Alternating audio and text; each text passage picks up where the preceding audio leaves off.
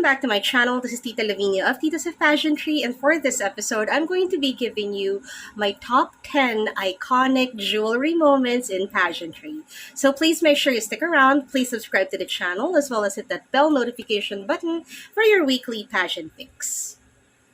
Hey guys, I hope that you're doing well. I know that it has been raining for quite some time, so wherever you are in the country, I hope that you're safe.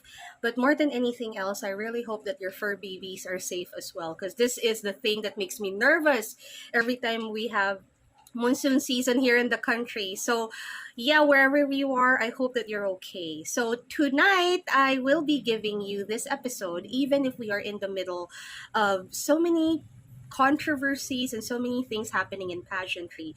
However, I decided not to do an episode on these things because we already talked about them in our live session. I don't want to devote just one episode in trying to figure out why they're selling Miss Universe or who's gonna acquire Miss Universe, because again, that will all be speculative.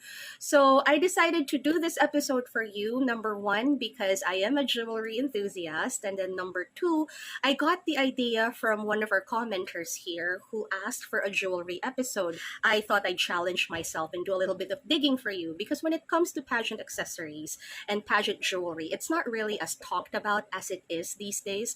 Back in the day, whenever we would have pageant girls, we would send her, of course, wardrobe and, whatever jewelry or whatever accessories are in there. That's usually just,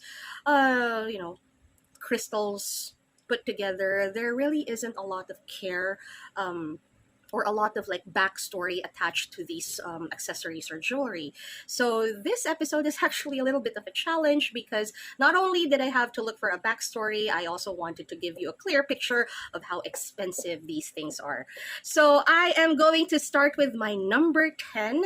I have Pia's Lucky Earrings. So the recipient of Pia's Lucky Earrings was none other than Rabiya Mateo, our Miss Universe Philippines 2020. Now, before Rabiya left for her competition, she had a press conference here in Manila. And in that press conference, she shared that she has an item from a previous Miss Universe. And that turned out to be none other than Pia Wurtzbach, who won Miss Universe in 2015. Now, apparently, the story was that Rabia had an encounter with a fortune teller who advised her to borrow an item from a Miss Universe so that it would give her luck, so that it would give her a little bit of magic. So she treated this as a lucky charm, or what we call a gimat. So we didn't know where she was going to wear the pair of earrings, but during her closed door interview, where she wore that blazer dress from Ram Silva, we saw a sighting of the crystal cluster earrings. Now, did it give her luck? I think so, because right after that, even if it was a roller coaster of emotions just to finish off her Miss Universe stint, whatever happened, Rabia was still able to secure our unbreakable streak since 2010 by finishing top 21 in Miss Universe 2020. Number 9 for me, I think that this is pretty iconic, whether you're a new pageant fan or an older pageant fan. I am, of course, talking about Diana Mendoza's ultra-long turquoise earrings. Now, back in 2008, Venezuela was really hard to beat. They were at their peak, you guys. So when Diana Mendoza arrived in Vietnam, she was everywhere. A lot of people were really glued on her. She had personality, and she had this really powerful arsenal, which was the Venezuelan glam team. So during the evening gown competition, she wowed everyone by going with a vibrant canary yellow gown, but it wasn't the most striking aspect of her overall look. Her equally striking long earrings was something to be talked about. So the gown was made by Venezuelan designer Joni Stracha, and it was paired by another iconic Venezuelan crown maker this time. The maker of her earrings was actually George Guettels, and it says that the earrings were made from turquoise and crystals, and I thought that this was just a really great contrast. I thought that it gave a pop of color. Number 8, let's go to one of our favorites. I am, of course, talking about Maxine Medina's Golden Pearls.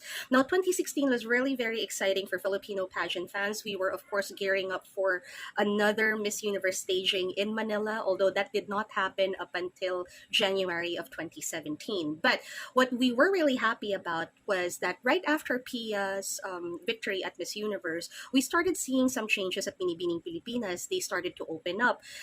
For the first time, there were discussions about changing the crowns. For the first time, we started learning of more collaborations and involvement of Filipino designers. So when they were doing this marketing and this hype work for Maxine Medina's national costume for the national costume show at Miss Universe, we were really pumped. We knew that she was going to wear a red Ayala, but one thing that really got us super duper excited was when we learned that Jewelmer was actually tapped to do her headdress and that it was reportedly valued at 1,000,000 pesos. Now, this one really got us super excited because for the longest time, we've been receiving scraps from the Colombian designers and whatever they would think of. And this was the first time that we would actually get our hands on something so luxurious and something so expensive. And we have been praying for the longest time for Jewelmer to be involved. Now, we were, of course, very lucky because Maxine Medina also happens to be one of the muses of Jewelmer. So it was a pretty easy negotiation. So going back to the whole national costume presentation, she had a Vinta and coral inspired overall look. The dress itself by Red Ayala had golden tones with specks of green, so it was very jewel tone, but it was very streamlined. But what was interesting was her sea urchin like headdress because it was bold and it was a really nice compliment to the simple garment that, or the simple cut of the garment that she wore. So as for the make of the Jewelmer headdress, yes, the reason why it is valued at around 1,000,000 or even more was because the headdress itself had 66 golden South Sea pearls, which is, of course, what Jewelmer is known for. But her pair of earrings had 58 matching South Sea pearls. So can you just imagine how much this one really retails for and the insurance work that goes with it? I think that a lot of us were really impressed because, yeah, we were really, really thirsty for something expensive, for something that was custom made for our girl. Number 7 for me, let's call this La Mer Un Majeste. I know a lot of you will be thinking about the crown, but there won't be any crowns in this episode because that's already a given. Whenever you have the beauty pageants, one of the reasons why we don't really look at the other things such as jewelry or accessories, it's because we're always zeroed in on a crown, especially if the crown is new. So in this case, it's quite interesting because Jewelmer already established itself as a major sponsor at Miss Universe Philippines. So, in a way, it pretty much took away the novelty because we were seeing all 40 girls wear Jewelmer pearls.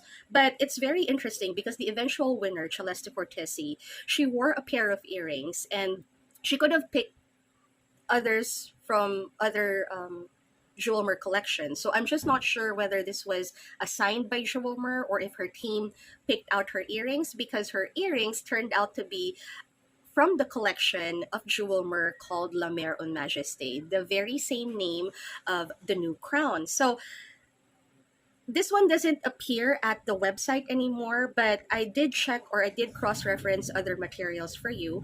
And La Mer Un Majeste, the collection itself, it's actually a whimsical homage to the sky and the sea. That's why when you look at the pieces from this collection, it's usually with a reference to sea foam and the delicate framework of the coral reefs. So if you look at the earrings that Celeste wore, it's actually very reminiscent of sea foam with the golden pearl at the very middle.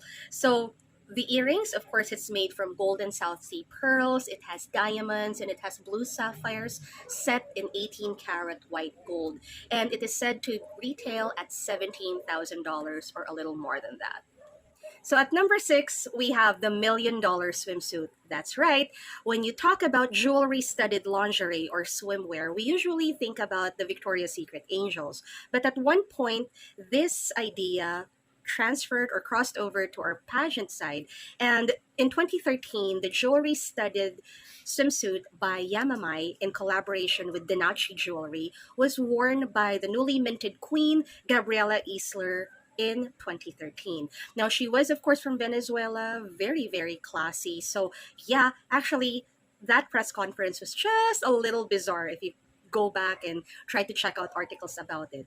But anyway, she was made to wear this white swimsuit, was studded with 900 precious gemstones, with diamonds, emeralds, and rubies amounting to 200 carats.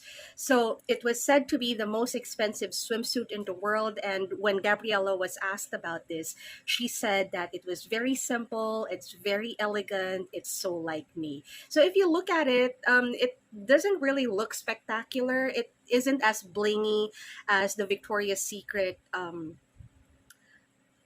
blingy lingerie. It's a little more subtle. So I kind of get where Gabriella Isler is coming from in describing the swimsuit. But, just so you know, it wasn't a celebrated move because this was in 2013 and there were so many things happening around the world. But the two major things that was happening that was a major criticism of Gabriella wearing the swimsuit was that, number one, people felt that it wasn't appropriate because Typhoon Yolanda just happened and people didn't think that, wearing a jewelry studded swimsuit that cost as much just seemed tone deaf. And on the other hand, Venezuela was also experiencing one of the worst inflations ever realized in the country. So they did get a lot of flack from the $1 million swimsuit that was worn by the new Miss Universe. So there was just so much controversy around that move. Number five, Mawad's Chosen One. Now, this one is really very interesting because this really played the mind game with a lot of the pageant fans. Now, for those of you who are unfamiliar, Mawad, of course, is a brand, a jewelry brand that has a headquarters in Thailand. Now, if you're not familiar, but I'm sure you are, Thailand has a thriving jewelry industry. So they have a lot of gemstones deposited in the country and then in the surrounding countries. I mean, jewelry trade is really very alive in Thailand. So it made sense for Mawad to have a headquarters in Thailand, knowing that other members of the family also have Thai ancestry. We were waiting for someone really strong from Thailand because they've been penetrating the semis as early as 2015. They've been very consistent. So we've been waiting for a candidate who can actually go the extra mile. And at one point, we thought that they have found it. So Mawad, in collaboration, of course, with Miss Universe Thailand, because Mawad ended up doing or crafting the crown for Miss Universe Thailand, hired, of course, Amanda Obdom to model some pieces for them. And honestly, it made the pageant fans really nervous because Mawad, of course, was a major sponsor at Miss Universe. And there were talks saying that with Amanda Obdom wearing a lot of these jewelry pieces, that she might get like an unfair advantage. So people were more than whispering about, Mawad's Chosen One. And they really thought that Mawad had power in choosing who the next winner would be because Amanda Obdom ended up having beautiful jewelry spread with her wearing a Colombian emerald suite. It's what it was called, the Viridi emerald suite, and then she wore white diamonds with yellow sapphires, and then she had another spread of like white diamonds. So yeah, everyone was like envious, even if they didn't want to admit it and wanted to say that she's just being hired because of the partnership with Miss Universe Thailand. But in reality, a lot of us were really jealous because we want that for our girl. We want that same gloss factor. And at one point, admittedly, a lot of us really got a bit scared because we felt that, apart from being an able and apart from being a really strong Thai candidate during that year, we really thought that she was sort of given like more attention. Number four, Mawad makes another appearance, and I am talking about Kat's Topaz.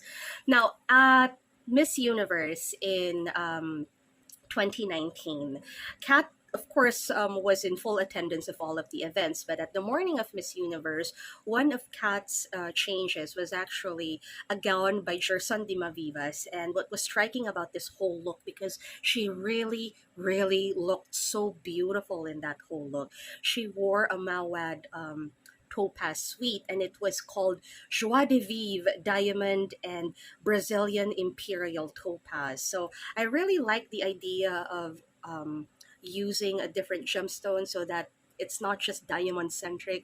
I love learning about new minerals. I love learning about new crystals and gemstones. So I thought that it was a really unusual piece and that it really worked well with her wardrobe. And this one, I unfortunately don't have the pricing for you, but her necklace alone, it had 99.98 carats of topaz, and she also wore a ring, and that was 28.6 carats of topaz and white diamonds. So that was really, really very pretty. Number three, Rabia Mateo makes another appearance in my list, and I'm calling this Rabia's Diamonds. Now, let me just tell you, Rabia did have a roller coaster ride with her stint at Miss Universe. But come to think of it, she was actually quite lucky in the jewelry department because it hasn't been done before.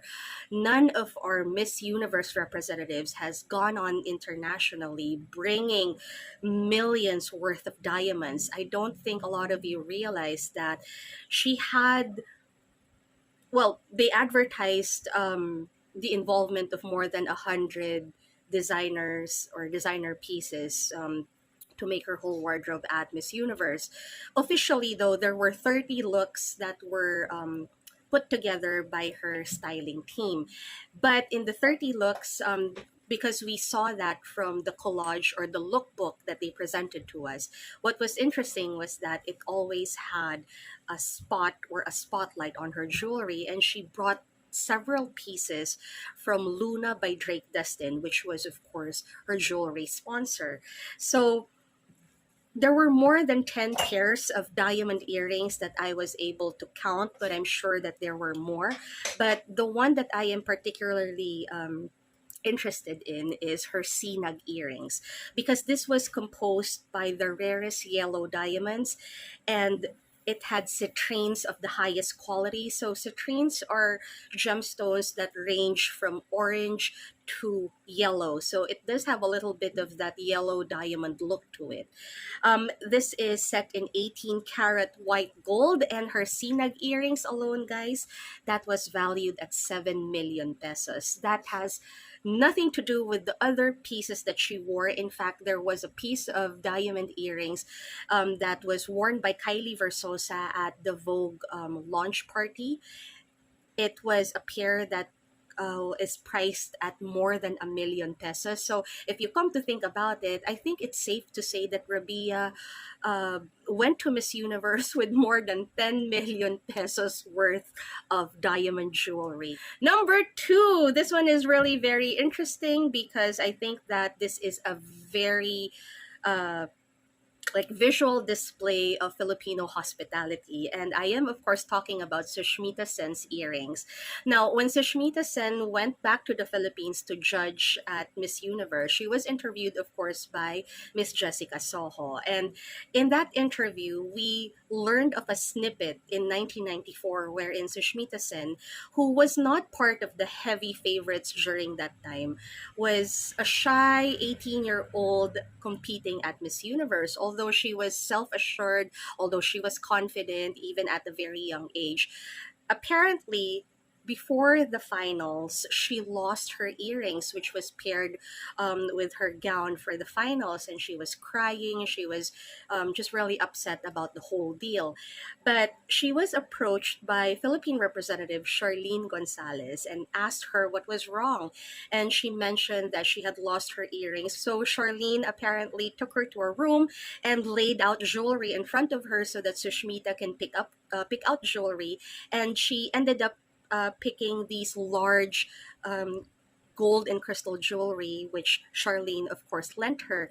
And lo and behold, she won wearing that pair of earrings. So right after winning, she gave it back to Charlene Gonzalez, and Charlene said, "No, keep it because you won in wearing the earrings, and it's the Filipinos or the Philippines gift for you." So I think that this was a really endearing snippet in camaraderie. I mean, we talk about women empowerment all the time in pageantry, and I'm really not buying it because I'm really more into the idea of women supporting each other. And this was in 1994. This was at around the time people were like really catty with each other. Like there were so many stories of pageant girls sabotaging each other. So to learn of a Filipina offering more than food to a pageant girl, I think that this is just a very representation of how generous and how hospitable we are as a people. So I thought it was a really cool story.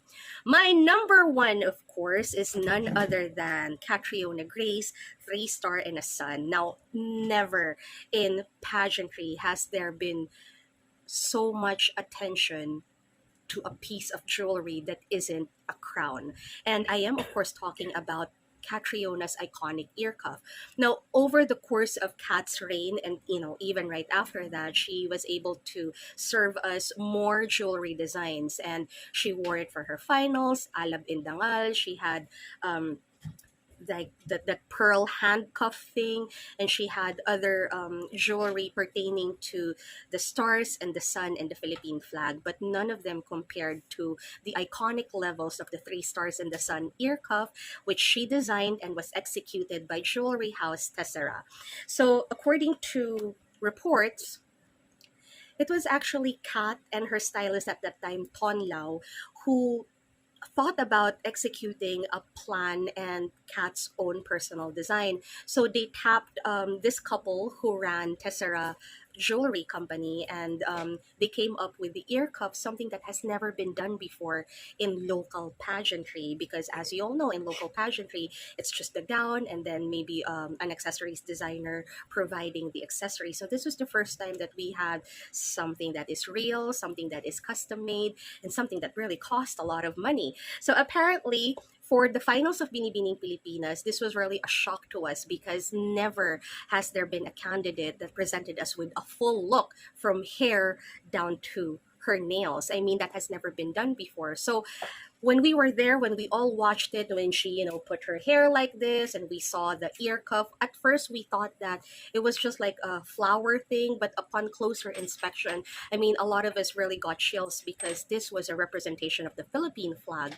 And, just the patriotic message was oozing out, and it was just, I don't know, maybe an indicator that we're going to win this. I mean, if you crown that, we're going to take it to Miss Universe and we will win Miss Universe. And that was exactly how we felt. So I think that, when jewelry companies and, when the organization gives you this much attention and gives you this much opportunities and gives you this much freedom, you're most likely to succeed. So with Kat's ear cuff, this was an ear cuff that launched so many looks, so many imitations. We got to see it flood the market from Divisoria to Shopee, Lazada, even Amazon. But from the Tessera side, when they made this one for Kat, it was in 18 carats solid gold. It was in yellow gold with 4 carats in total of natural diamonds, and it was valued at 178,000 at that time. So because of the popularity of the ear cuff, we also got to see a number of pageant girls try to emulate the whole look. In fact, there was a whole discussion with Miss Ecuador doing the same thing. But more than anything else, because of the popularity of the ear cuff, Tessera eventually released versions ranging from about 1,000 pesos to about 4,000 pesos, depending on the metal type and depending on the stones that will be used. So this for me ranks number one because right after this, the pageant girls started thinking of or started to become more thoughtful of their overall look, not just with how it would look like, but the backstory with either their accessories or their actual garments. So I think that Catriona Gray not only set the bar when it comes to performance, but she also set the bar when it comes to the whole preparation of the visuals. Hope you enjoyed this episode, and I will see you very soon. Goodbye.